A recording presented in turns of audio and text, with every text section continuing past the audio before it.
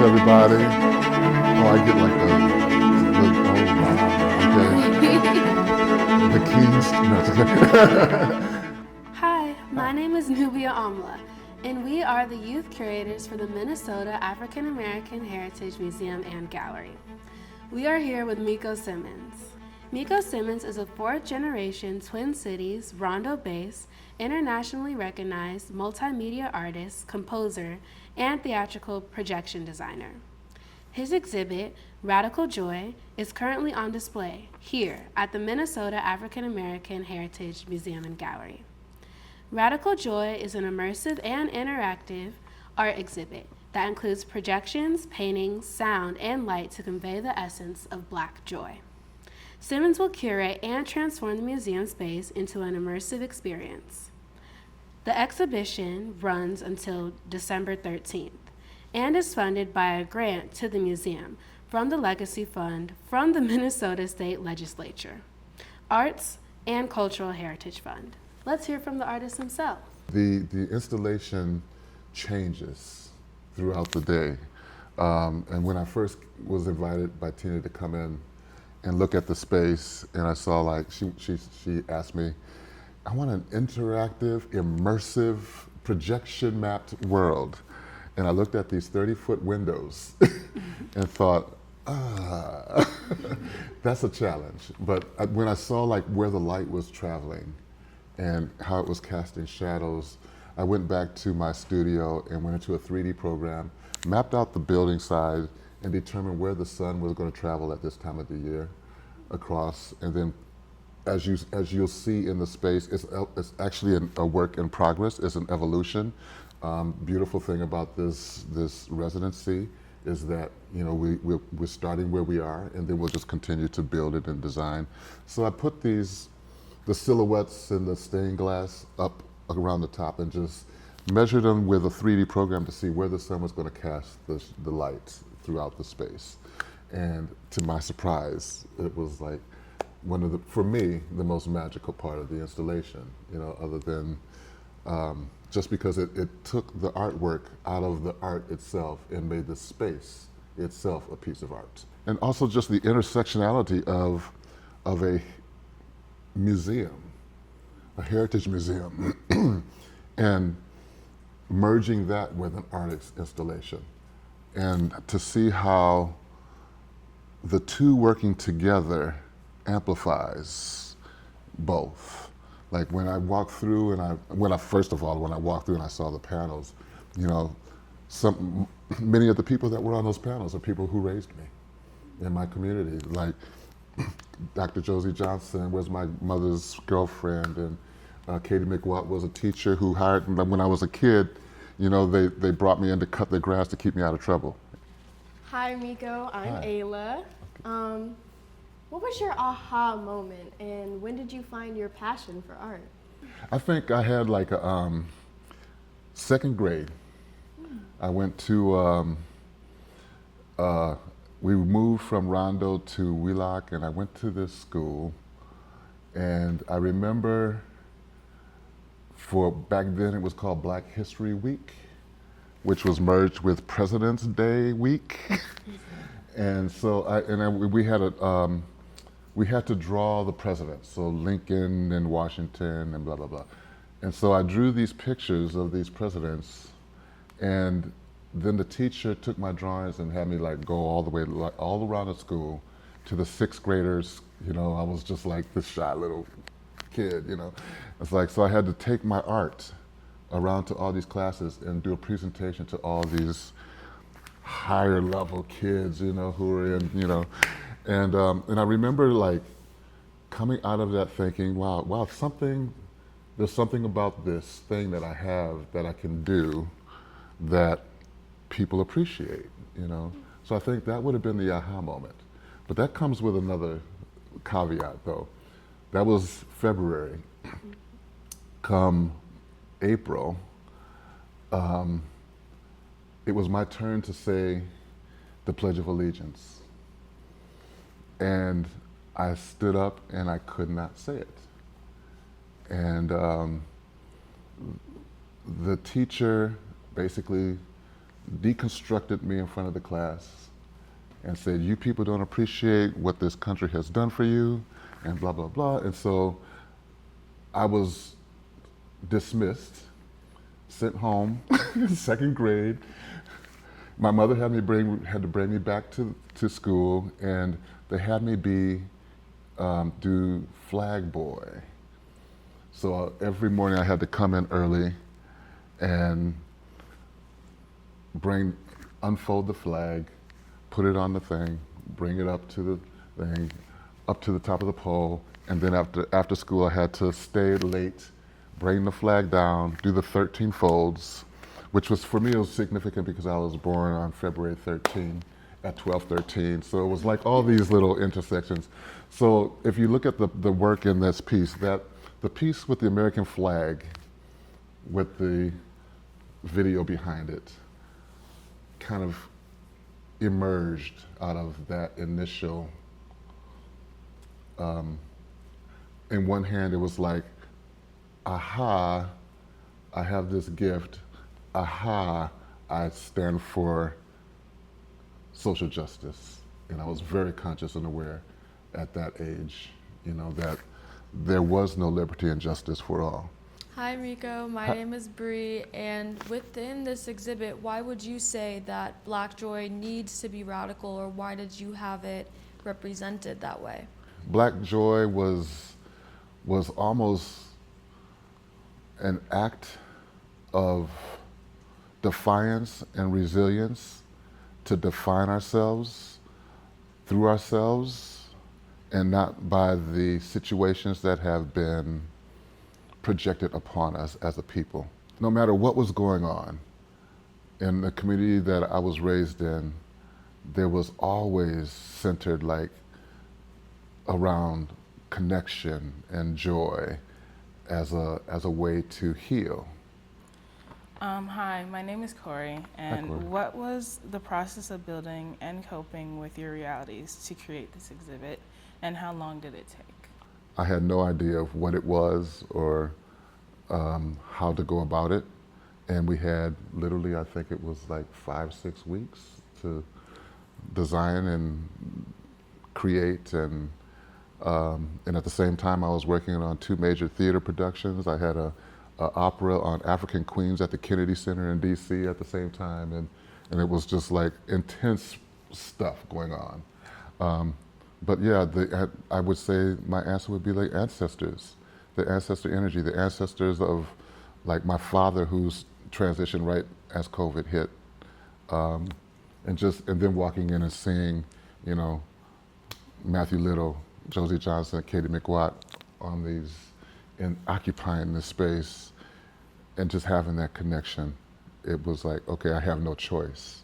Hi, I'm Kari, and I noticed that you incorporated 3D elements into your exhibit. And I just was wondering, what made you want to incorporate 3D elements into that, like make it 3-dimensional? Even when I first started to learn how to paint, I would go to the MIA, and this was part of the conversation I had with Maya Angelou, because she was like, where did you get this? And I was like, my mother would drop me off on Saturday mornings with a sketchbook at the MIA, and I was just amazed by the dimensionality, how you could like take pigment and paint and create something that pops out, that has perspective, that has dynamicism, that has space. How to paint space into a painting, just was one of those things that inspired and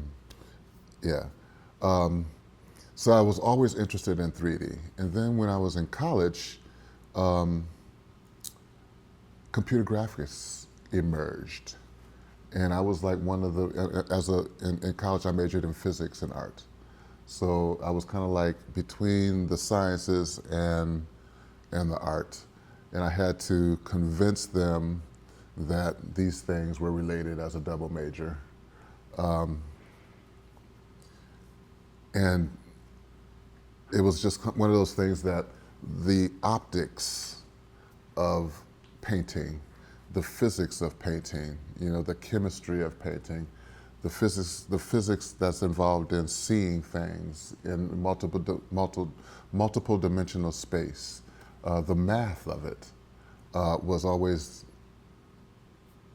important to me. So you talked about. What's your name? I'm sorry. Oh yeah, sorry. I'm Beverly. Hi, Beverly.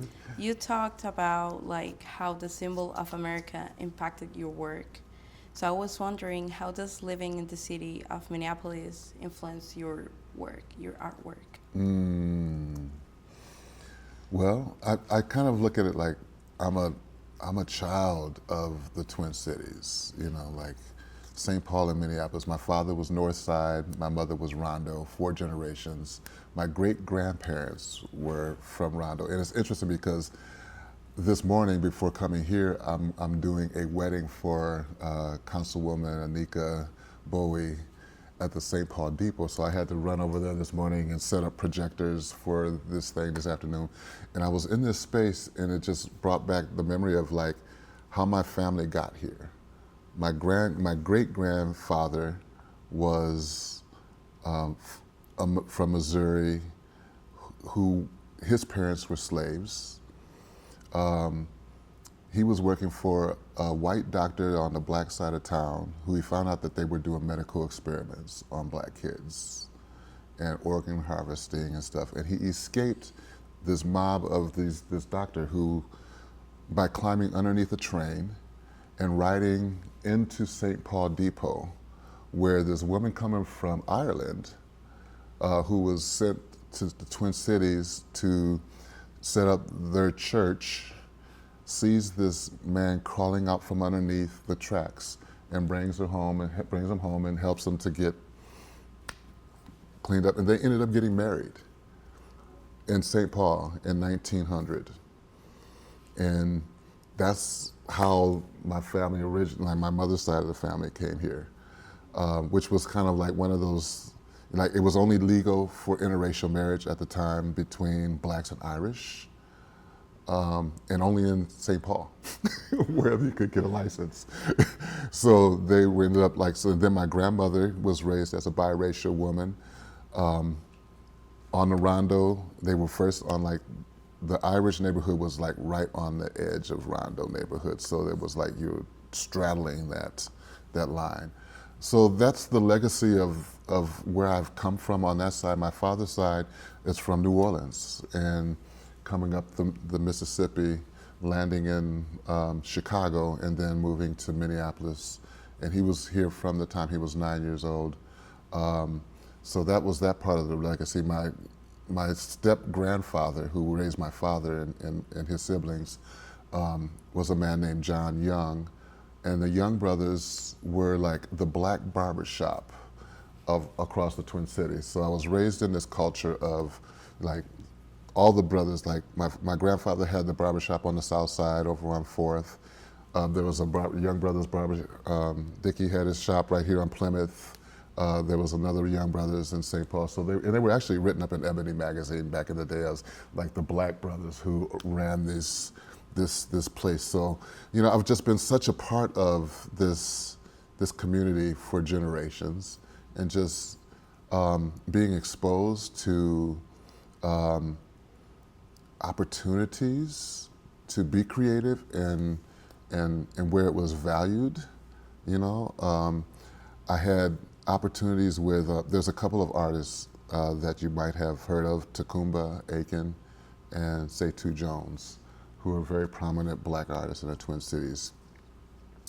And I was in high school, and they had, at that time, they had, all the seniors could put a piece in the senior art show. And I actually won that senior art show, but these 2 brothers were like the only 2 black men on the jury of that time, and they were like, you know, young man, you know, let me tell you something. They're gonna try to tell you that you can't do art, you know. And I was hearing it from my family, because I was like the physics kid, you know, the science, who I was going to be the scientist in the family, and I'm like, I want to do art. He said, no, you're not. You're going to do what you're going to do. If you want to do it, you're going to do it on your own. You know, you're not going to get help. You know. But it was these 2 brothers, Setu Jones and Takumba, who like in that time said, here's my card, here's my contact information, and we're gonna make sure that you have opportunities to create. Hi, my name is Kiya. Okay. Can you elaborate on the importance of keeping culture alive, and how do you translate like your ancestral culture into your elements of your art for you having your exhibits? I've always had kind of a weird life experience spiritually. I think it comes out of like that period of my life in my childhood when I lost my sight, and I had to become like my spirit and everything else amplified in ways, my senses amplified. One of the places that I go to for inspiration is to the Mississippi River. And one day I was doing a creating installation right around the elections last year. And the ancestors told me in a dream, which I've always had kind of a connection to in a way that I don't talk about, because most people look at you cross-eyed when you talk about things of a spiritual nature. I heard a voice come in the river, from the river, and it was like, "Why are you talking to me like that?" And I was, what does that mean? You know, it's like, well, we always had conversations. You know, why are you talking to me in past tense? Why are you down here? You know, it's like, I'm right here. You know, and they said, "Don't you remember you once ate fire for breakfast?" And I was like, damn, that was like, what does that mean? You know, and I got in my car and I was like driving back up to the hill and down River Road, and I was just meditating on that phrase, like, what does that mean? And then I called one of my master collaborators, and I was telling him about this experience, and he was like, "Yeah, well, you know, like before the earth was formed, you know, there was fire, and then the water came, and that's what formed you." And it's like, so this was this point of creation. And so I went back, and the painting of the gentleman holding the bowl of fire was like the first painting that came from that. And maybe you haven't seen the fire because you only seen it in the daytime. But he's holding a bowl, and there's fire projected into it. But that was like the conversation. I just started to paint, and this person showed up in that form and just inspired all the rest of the art that you see in that show. So it was one of those conversations that I had at the river, and the ancestors showed up in the culture and just showed up in this form, and it has continued to go on and inspire a lot of other works. Hi, I'm Ta'Khya. Hi, Ta'Khya. From our conversation, your art feels like this ritual and like reconnecting of love and healing and preservation, but also a look towards the Black story that is like always becoming and always continuing. Is that a hard load to bear? And what does it mean to you to have an ability to create in this way? To me, it's a supreme responsibility. You know, it just feels, sometimes it feels heavy. I still have extreme anxiety approaching a blank canvas, and to know like, what is it gonna take for me to like bring a vision that has been given in this moment to bring it into real manifestation. Because like what I see and what I want to see are completely different things.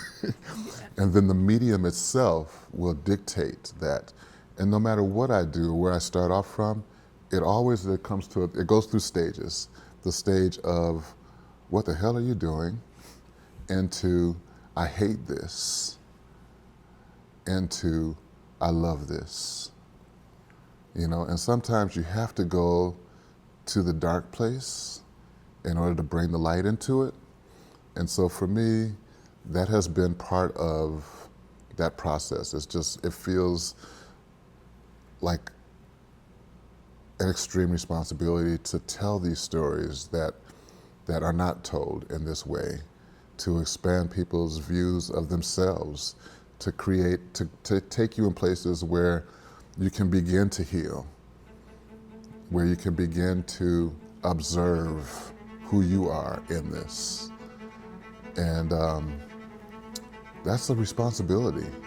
Miko, we want to thank you so much for your time in this amazing conversation.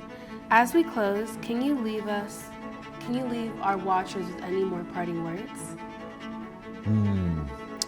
The only thing that comes to mind right now is that it's about now. There's no time like right now, and to make the most of now. I call it the most now because it's like being completely present, and to activate your gifts. You know, no matter how small or large, or dreams however small or large, it's like right now. It's pivotal for you to activate those things.